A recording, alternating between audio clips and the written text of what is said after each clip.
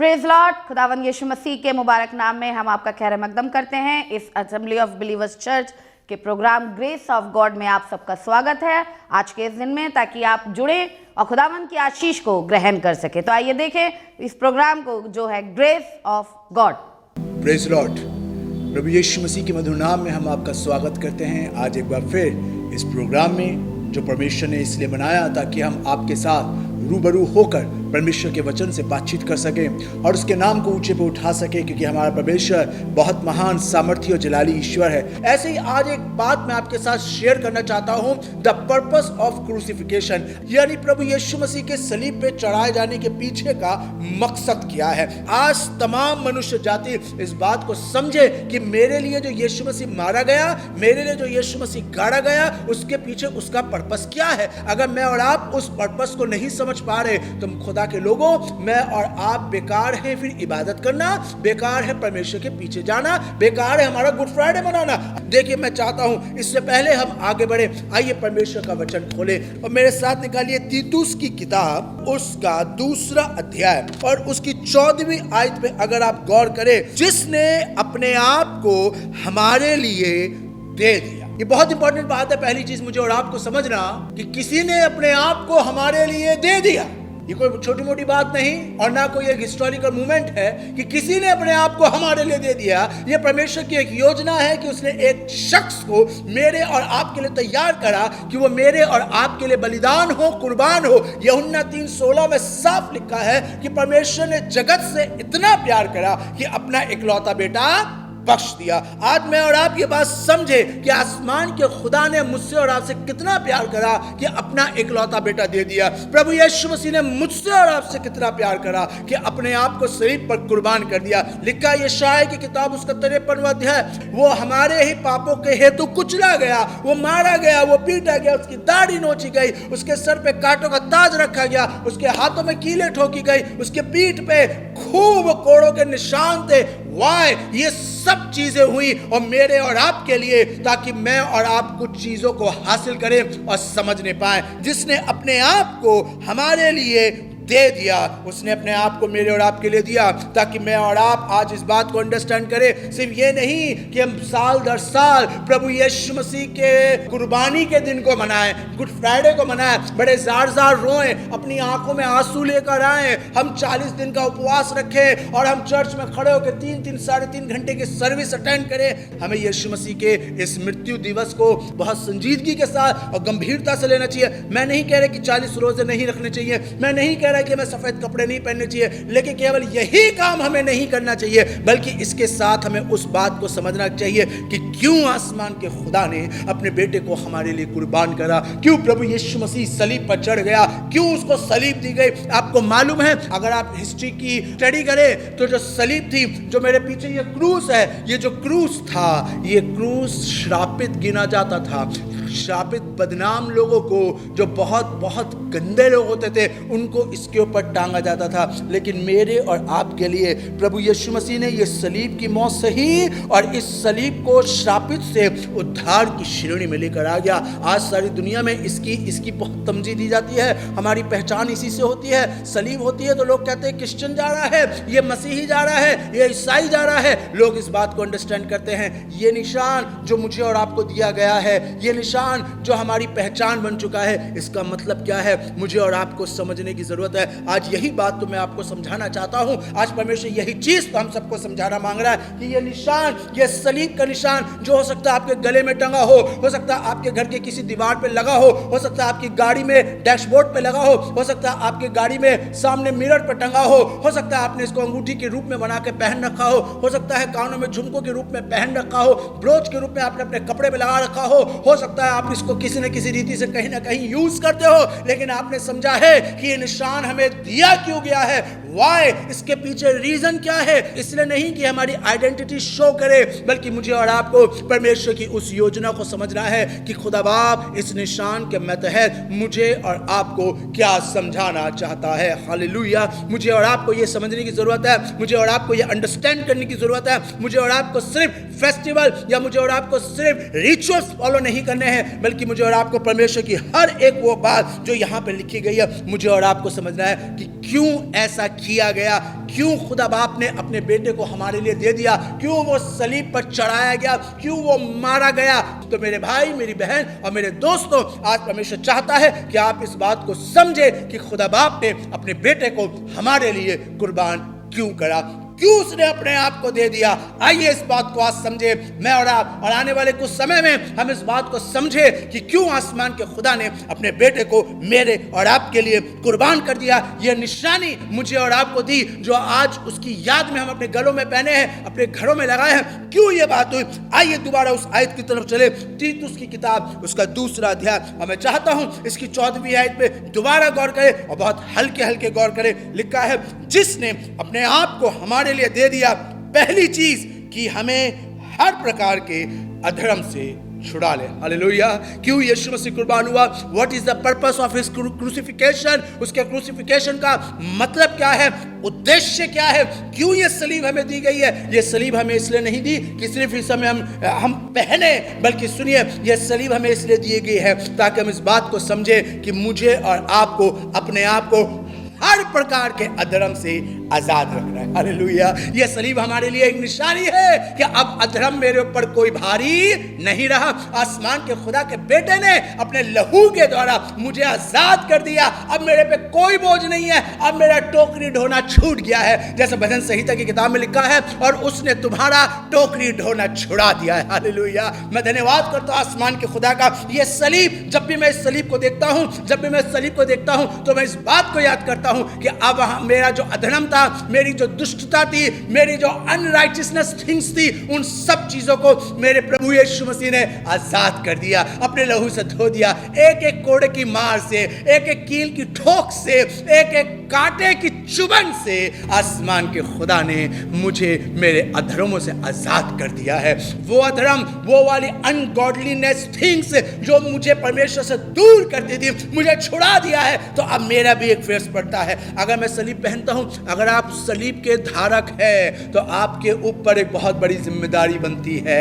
ये सिर्फ एक फैशनेबल थिंग नहीं, ये केवल एक रिचुअल थिंग नहीं, बल्कि एक रिस्पॉन्सिबिलिटी है। क्या कहा था यीशु मसीह ने? अगर कोई मेरे पीछे आना चाहे तो अपना सलीब प्रतिदिन उठाए। इसके कई मतलब है। एक मतलब यह भी बनता है कि सलीब उठाना, टेक अ रिस्पॉन्सिबिलिटी, एक जिम्मेदारी को उठाइए कि मुझे अब अधर्म की चीजों में, अनगॉडलीनेस थिंग्स में मुझे अपने आप को इन्वॉल्व नहीं करना है। लॉट्स ऑफ टाइम जब मैं और आप इस दुनिया में रहते हैं, जब मैं और आप इस दुनिया में चलते हैं, कई बार बहुत सी अधर्म की चीजें हमें घेर लेती हैं, हमें पकड़ लेती हैं। खुदा चाहता है अपने आप को उन तमाम वस्तुओं से बचा के रखे, क्योंकि यीशु मसीह ने अपने लहू के द्वारा आपको खरीदा है। देखिए क्या लिखा है, पहले कुरिन्थियों की किताब और उसका 6वां अध्याय और उसकी 20वीं आयत पे गौर करिए। क्योंकि तुम दाम देकर मोल ले लिए गए हो। हालेलुया।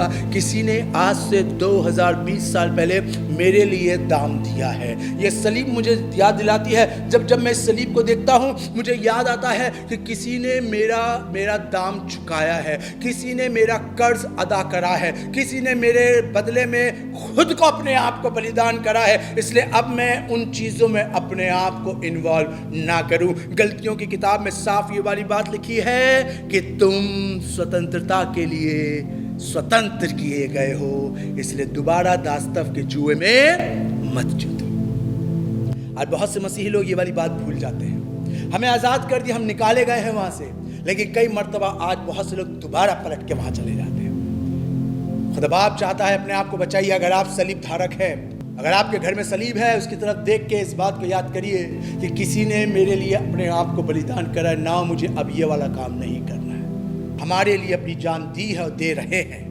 आज मेरा फर्ज बनता है, अगर मैं सलीब धारक हूँ, अगर मैं यीशु मसीह को फॉलो करता हूँ, मैं यीशु मसीह पे ईमान करता हूँ, मैं गुड फ्राइडे सेलिब्रेट करता हूँ, मैं यीशु मसीह पे विश्वास करता हूँ कि वो मेरे लिए मारा गया, ये सलीब मेरे लिए है, तो मेरा फर्ज बनता है कि दोबारा मैं दास्तव के जुए में ना जूतूं। उसने हमें छुड़ाया है, मुझे और आपको आजाद करा है। आए खुदा के लोगों, इस बात को याद रखो कि आसमान के खुदा ने मुझे और आपको आजाद करा है, दोबारा उसमें ना जाए। किसी ने दाम दिया है अपने आप को कुर्बान करके, वो शापित, जैसे मैंने आपको बताया, वो शापित बना। गलतियों 3 अध्याय 13वीं आयत में लिखा है, उसने अपने आप को शापित कर लिया ताकि हम धर्मी बने। ताकि मैं और आप रास्तबाजी का जीवन जिए, ताकि मैं और आप शोहरत को हासिल करें। इस सलीब को सिर्फ पहने नहीं, लटकाए नहीं, डेकोरेशन के रूप में रखे नहीं, इसके महत्व को अपनी जिंदगी में समझिए। ये मुझे और आपको इसलिए दी गई है ताकि मैं और आप अपनी जिंदगी के अंदर इस बात के द्वारा इस चीज को याद रखें कि अब मुझे अधर्म में दोबारा नहीं जाना है। मुझे एक किस्सा याद आ रहा है। एक चीज बहुत अच्छी तरीके से मेरे दिल पे, जहन में जोर मार रही है। मैंने एक किस्सा पढ़ा था। एक गांव में एक आदमी था, उसके पास 3 जानवर थे। वो शहर जा रहा था, उसे शहर जाने के लिए एक नदी पार करनी थी। जब वो किनारे पे पहुंचा नदी के, तो उसने देखा वहां एक नाव है जो बहुत छोटी है, उसमें ज्यादा लोग नहीं जा सकते। जानवर उसके पास 3 थे, एक कुत्ता था, एक घोड़ा था और एक गधा था, और वो खुद 4 प्राणी ये हो गए। और उसमें से मुश्किल से 2 प्राणियों के लिए जगह थी। चलो कुत्ते को तो वो अपनी गोद में बैठा लेगा, अब उसे ये डिसाइड करना था कि मैं गधा लेके जाऊं या घोड़ा। लंबा सफर था, नदी के बाद बहुत पैदल चलना था, तो उसने कहा घोड़ा मेरे लिए ज्यादा बेनिफिट रहेगा, गधा जो है वो बहुत धीमे धीमे चलेगा, वो तेज नहीं चल सकता है। तो उसने सोचा मैं करूं तो क्या करूं। बड़ी असमस में पड़ गया कि मैं क्या करूं, मेरे को समझ में नहीं आ रहा, घोड़ा लेकर जाऊं या गधा लेकर जाऊं, या गधे को कहाँ रखकर जाऊं, वापस घर जाऊंगा तो काफी देर हो जाएगी आने जाने में। इतने में वहां से गांव का एक अति समझदार आदमी निकला। जो होते हैं हर गांव के अंदर होते हैं बुद्धिमान लोग होते हैं जो सलाह देते हैं लोगों को। जब वो वहां से पास आउट हुआ, उस आदमी को परेशान देखा तो उससे पूछा क्या बात हो गई। तो उसने कहा कि भैया जी क्या बताएं, हमारी ये समस्या है, अब हम सोच रहे हैं कि घोड़ा लेकर जाए या गधा लेकर जाए। तो उन्होंने कहा तुम एक काम करो, गधे को यहीं छोड़ दो, घोड़े के साथ चले जाओ। उसने कहा अगर मैं गधे को यहीं छोड़ दूंगा तो गधा पीछे से निकल जाएगा या कोई उसे लेकर चला जाएगा, तो मैं क्या करूंगा गधा का कहीं निकल गया तो उसने कहा रस्सी से बांध दो। कह रहा मेरे पास इतनी बड़ी रस्सी नहीं, मुझे सामान भी लेकर आना, उसके लिए भी मुझे रस्सी चाहिए होगी। रस्सी अगर मैंने गधे को बांध दी तो मैं सामान कैसे लाऊंगा। तो वो बुद्धिमान आदमी ने उस व्यक्ति को एक सलाह दी, तुम एक काम करो, कुछ मत करो, गधे को लो, इस पेड़ के पास लेकर जाओ और उसके गले में ऐसे हाथ फेराओ जैसे तुम रस्सी बांध रहे हो, उसके सामने ऐसे शो करो तुमने रस्सी बांध दी है, गधा रुक जाएगा। उसने कहा ठीक है मैं करके देखता हूँ। बुद्धिमान आदमी है तो शायद अच्छी बात कही होगी। वो क्या है निकल गया आगे, और उस व्यक्ति ने अपने गधे को लिया, ले जाके पेड़ था नदी किनारे पर, उस पेड़ के पास खड़ा करा और ऐसे शो करे जैसे उसके गले में रस्सी बांध रहा है, और पेड़ पे भी उसने यूं करा और यूं करके बांध दी और कहा कि तुम यहीं रहना, मैं आ रहा हूं। और वो आदमी चला गया। शाम को जब वो लौट कर आया तो देखा गधा वहीं का वहीं, जबकि रस्सी बंदी नहीं थी। वो गधा वैसे का वैसे खड़ा हुआ था। फिर वो उतरा, सामान वगैरह उतारा और गधे पे रखा और फिर कह चलो। गधा हिले ही ना। काफी देर हो गई उसे कहते हुए चलो, गधा हिले ही ना। जब काफी देर हो गई तो इतनी देर में दोबारा वही इस बुद्धिमान आदमी जो था जिसने उसे सलाह दी थी वो वहां से गुजरा। उसने कहा क्या हो गया। उसने कहा देखो मैं इस गधे को कह रहा हूं चलिए, चल ही नहीं रहा, काफी देर हो गई मुझे, काफी मैंने धक्का भी लगा लिया, डंडे भी मार लिए, ये अपनी जगह से टस से मस नहीं हो रहा, अब मैं करूं तो क्या करूं। उसने कहा तुमने इसकी रस्सी खोली। उसने कहा बांधी कहां थी जो मैं खोलूंगा। उसने कहा तुम्हें पता है कि तुमने इसकी रस्सी नहीं बांधी, जब तक तुम इसकी रस्सी नहीं खोलोगे, जो इसको मालूम है कि रस्सी बंधी हुई है, तब तक ये अपनी जगह से नहीं हिलेगा। उसने वैसे करा, उसने ये शो करा कि उसकी रस्सी खोल रहा है, और जब उसने ऐसे शो कर रहा है कि जैसे रस्सी खोल रहा है और रस्सी खोलकर वहां से खोलकर उसने कहा अब चले, तो गधा तुरंत चलने लगा। मॉरल ऑफ द स्टोरी, आज भी बहुत से लोग ऐसी हैं जो इस बात को शो कर रहे हैं कि कहीं ना कहीं बंधे हुए हैं, हालांकि बंधन नहीं है, हम आजाद हो चुके हैं। यीशु मसीह ने अपने लहू के द्वारा मुझे और आपको आजाद कर दिया है। कोड़े खाने के द्वारा उसने मुझे और आपको आजाद कर दिया, सलीब पर चढ़ने के द्वारा, सलीब पर से उतारे जाने के द्वारा उसने मुझे और आपको आजाद कर दिया है। खाली सलीब इस बात को शो करती है कि अब मुझ पे कोई भी बंधन बाकी नहीं, मेरे पे कोई कर्जा बाकी नहीं। लेकिन आज भी बहुत से लोग अपने आप को बंधा हुआ महसूस कर रहे हैं, क्योंकि वो उस गधे के समान है जो इस बात को नहीं अंडरस्टैंड कर पा रहे कि किसी ने हमारे बंधन खोल दिए हैं। हालेलुया। आए खुदा के लोगों, इस बात को आज समझो कि खुदा ने मुझे आपको आजाद करा है। आगे बढ़िए, उस सलीब को पहना है तो अपने आप को अधर्म में दोबारा ना जुताइए, अपने आप को अधर्म की चीजों में दोबारा ना फंसाइए। इब्रानियों की किताब उसका 12वां अध्याय और उसकी पहली आयत को अगर आप पढ़ते हैं तो वहां पे साफ ये वाली बात लिखी है, सो जबकि गवाहों का ऐसा बड़ा बादल हमें घेरे हुए है, तो आओ हर एक रोकने वाली वस्तु, और हर एक उस गुनाह को, ध्यान से सुनिएगा, हर एक उस गुनाह को जो आसानी से हमें उलझा देता है।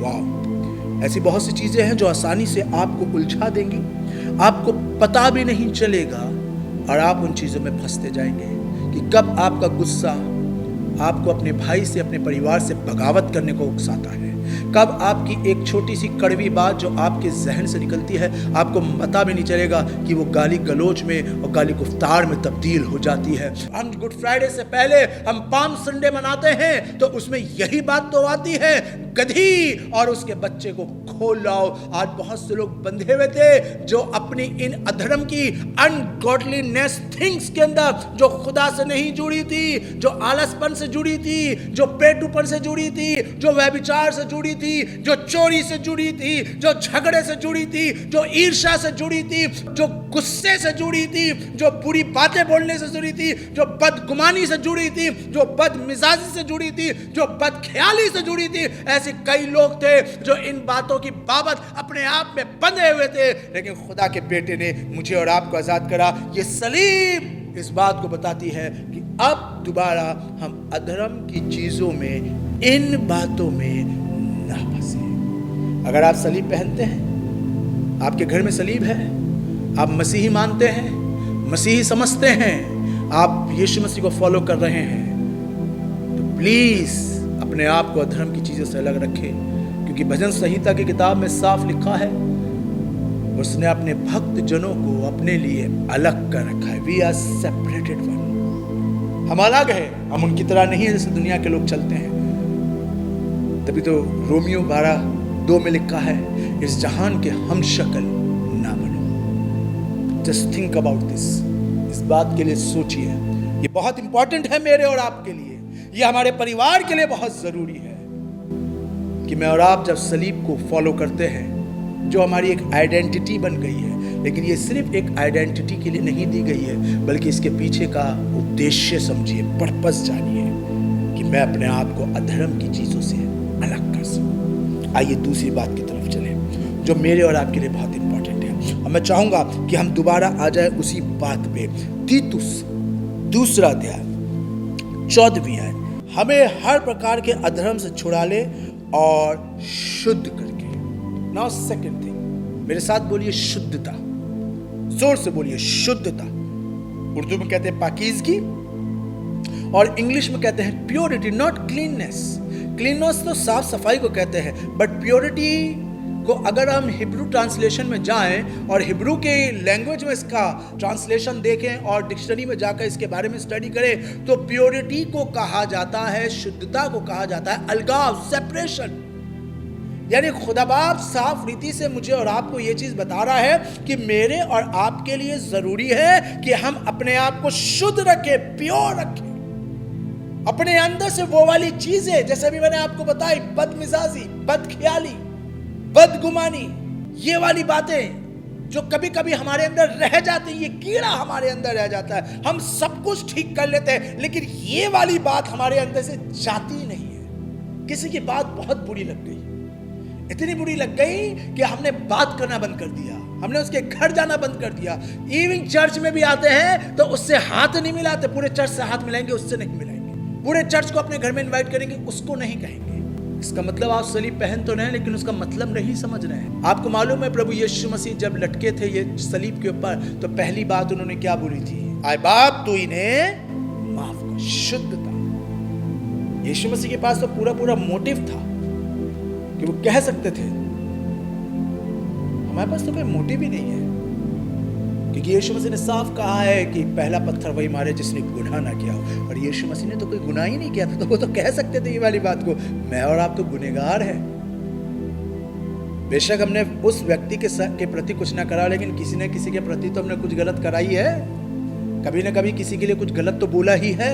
कभी ना कभी हमारे ज़बान से गलत बात निकल जाती है, कड़वी कटाक्ष निकल जाता है। हमारे ख्याल किसी के लिए गलत हो जाते हैं, किसी के लिए गलत प्लानिंग करना शुरू कर देते हैं, गलत सोच करना शुरू कर देते हैं, किसी को देख के जल रहे हैं, किसी को देख के गुस्सा है, किसी से बात नहीं कर रहे हैं। तो हमारे साथ भी वही होता है।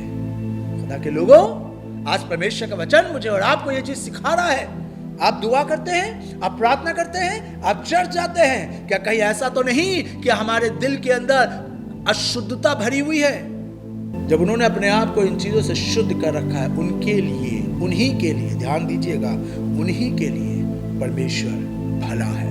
अगर आप चाहते हैं खुदा आप पे मेहरबान हो, अगर आप चाहते हैं खुदा आपके बच्चों पे मेहरबान हो, तो आज ये शुद्धता, ये पाकीज़गी, ये प्योरिटी अपनी लाइफ में लेकर आइए कि मेरा घर प्योर रहे, मेरा परिवार प्योर रहे, मेरे बच्चे प्योर रहे, मेरे अंदर कोई गलत बात मेरे परिवार में वास ना करने पाए। क्योंकि उसका क्रूसिफिकेशन का मकसद यही है कि हम अपने आप को अंदर से प्योर करें। जब यीशु मसीह जी उठे, मरियम से कहने लगे, जाके मेरे चेलों से कह दो और पतरस से कहना। वाई स्पेशलाइज क्यों किया गया पतरस को? यीशु मसीह जानते थे ये पतरस वही है जिसने मेरे को पकड़वाया है, बट नाउ ये गिल्टी फील कर रहा है और आज ये चाहता है कि मैं इसको माफ करूं। तो पतरस, मेरे दिल में तेरे लिए कुछ गलत नहीं है बेटा, तूने माफी मांगी, मैंने माफ कर दिया। ये दो काम करने बहुत इंपॉर्टेंट है। कई बार हम पहली चीज तो माफी मांगते नहीं हैं, हम एडमिट नहीं करते कि हमसे गलती हुई है, क्योंकि ये काम हमारे आप हमको अंदर से शुद्ध करता है। जब आप एडमिट करते हैं कि मुझसे गलती हुई, तो ये चीज़ आपको अंदर से प्योर कर रही है, शुद्ध कर रही है। और जब आप किसी को माफ करते हैं, तो भी ये वाली बात आपको अंदर से प्योर कर रही है। हम इसलिए नहीं मांगते, हम इसलिए एडमिट नहीं करते क्योंकि हमारा ईगो हमें ये करने नहीं देता। हम तो ठीक है, हमने थोड़ा ना गलती करी है, हमने थोड़ा ये, हम जो कर रहे हैं बिल्कुल सही कर रहे हैं, वो है इसी लायक, उसके साथ ऐसा ही होना चाहिए। वो बड़ा, वो छोटा है, हम बड़े हैं, उसको आना चाहिए। वो 10 बार नाक रगड़ेगा तब भी माफ नहीं करेंगे। ये वाली बातें कई बार हमको अंदर से बेटर से बिटर करने की कोशिश कर देती हैं, और बिटरनेस इतनी बढ़ जाती है, फिर हमारी इबादत खुदा कबूल नहीं करता। बाइबल में 2 लड़कों का जिक्र है जो परमेश्वर की हुजूरी में भेंट चढ़ाते थे, उसके सामने जाते थे, उसकी हुजूरी में कुर्बानी लेकर जाते थे, लेकिन बाइबल में लिखा है खुदा एक की कुर्बानी कबूल करता था और दूसरे की कुर्बानी कबूल नहीं करता था। जानते हैं क्यों? क्योंकि सिर्फ इसीलिए क्योंकि एक का दिल खराब था, एक का दिल सही था। तो एक भाई ने छोटे भाई को बुलाया, खेत में ले गया, वहां पर ले जाकर उसने अपने भाई का कत्ल कर दिया, उसकी लाश को वहीं पर गाड़ दिया और सोचने लगा कि शायद अब खुदा मेरी भेंट कबूल कर लेगा। लेकिन बाइबल में लिखा है खुदा ने उससे कहा अगर तू भला करे। देखिए फिर वही बात आ गई। यीशु मसीह ने कहा भला मनुष्य दिल के भले भंडार से भली बातें निकालता है। अगर तुम अंदर से सही हो तो खुदा तुम्हारी भेंट कबूल करेगा। अगर तेरा तू भला करे तो क्या खुदा तेरी भेंट कबूल ना करेगा? क्यों नहीं कबूल हो रही? क्यों नहीं प्रार्थनाओं के जवाब आ रहे? क्यों नहीं तुम जब चर्च जाते हो तो खुदा तुम्हारी प्रार्थना कबूल कर रहा है? इतने सालों से तुम दुआएं कर रहे हो, क्यों तुम्हारे मसले हल नहीं हो रहे? क्यों तुम्हारे बंधन नहीं टूट रहे? क्यों श्राप नहीं टूट रहा? Don't blame anybody, don't blame pastor, don't blame churches. यह चर्च का या पादरी का दोष नहीं, यहाँ हमारी ये कमजोरी है कि हमने अपने आप को अंदर से शुद्ध नहीं करा है। जो कुछ अंदर भरा है बाहर आता है। अपने आप को शुद्ध करिए।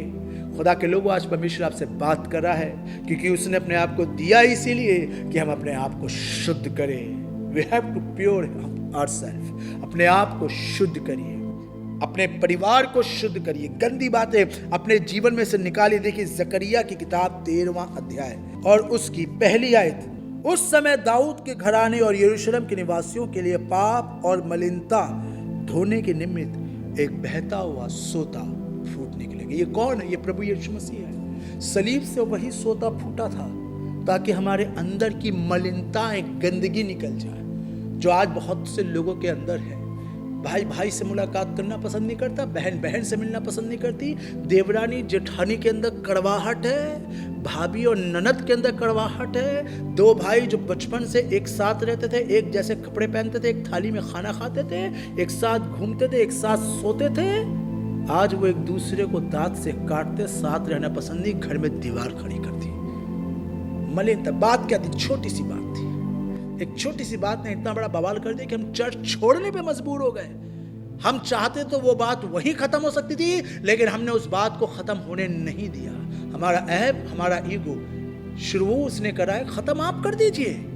भजन संहिता में हमने पढ़ी है वाली बात। खुदा ने अपने भक्त जन को अपने लिए अलग कर रखा है।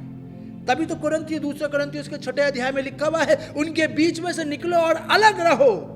निकलना बहुत आसान है, लेकिन अलग रहना, सेपरेट होना, it's a very difficult thing. उन चीजों को अपने अंदर से निकालना ये बहुत जरूरी है। जब याकूब अपने मामा लाबान के घर से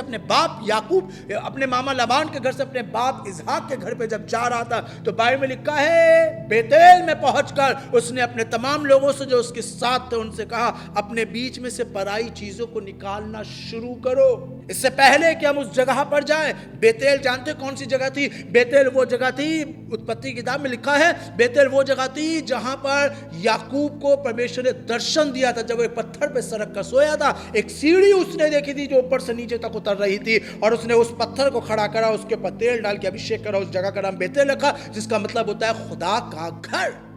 और वो व्यक्ति उस जगह पहुंचा, खुदा के घर में पहुंच के एक बात कह रहा है, तुम खुदा के घर में आ तो गए हो, उस स्थान पर तो आ गए जो खुदा का कहलाता है, लेकिन अपने अंदर से अभी तक तुमने उन चीजों को नहीं निकाली जो पराई हैं, अनवांटेड है, अनगॉडलीनेस है, जो थी चीजें खुदा से प्रेरित, जो खुदा से नहीं जुड़ी हैं। आज दुनिया में बहुत सी ऐसी बातें हैं जो खुदा से नहीं जुड़ी हैं।